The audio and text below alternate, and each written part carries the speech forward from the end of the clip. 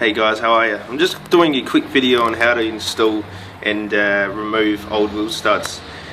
Okay, so basically what I'm doing is you can see these two, my extended ones I've just installed, and these are my original ones, so just by comparison, see the size difference. Basically you want to do this if you're running things like spacers or even wider wheels. So I'll show you my fronts just quickly, just give you an example. So you can see I've done these ones.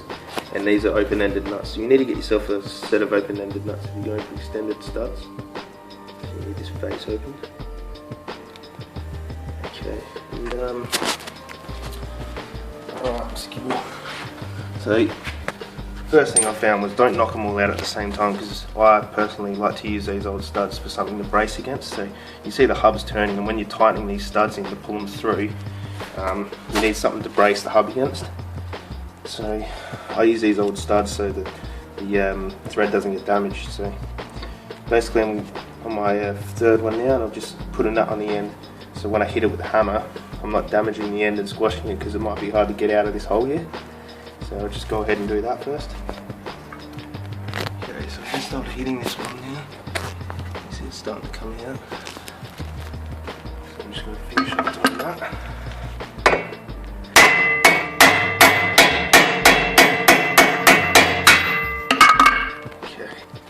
So when you're running extended studs, might be a bit hard to get it, to actually get the stud in.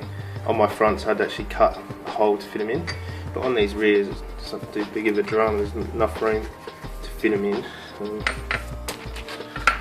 Just basically run them through the side here.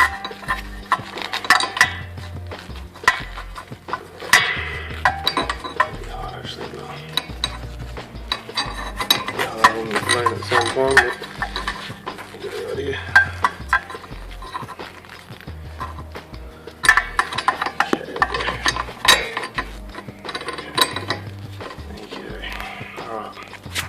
Now it goes on to the tightening process.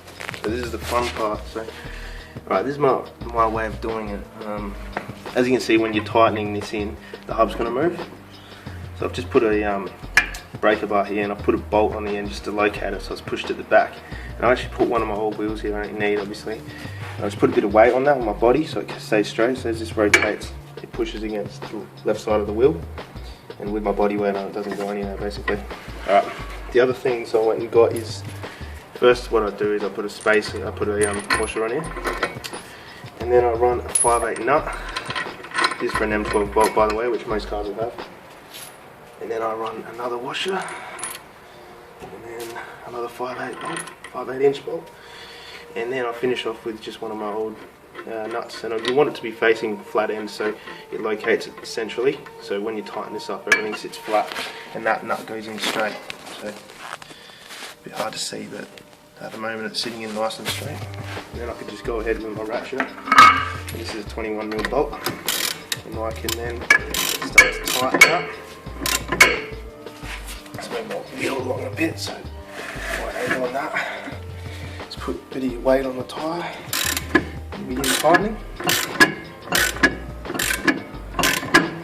So it's starting to pull through here.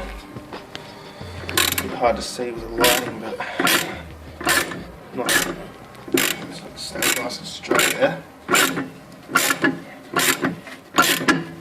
As it starts to get to the end, it's going to start putting a bit more pressure on your on the hub moving, so you need to put a bit more weight on the tyre just to make sure that stays still. So, okay, take a bit of light out so you can see there.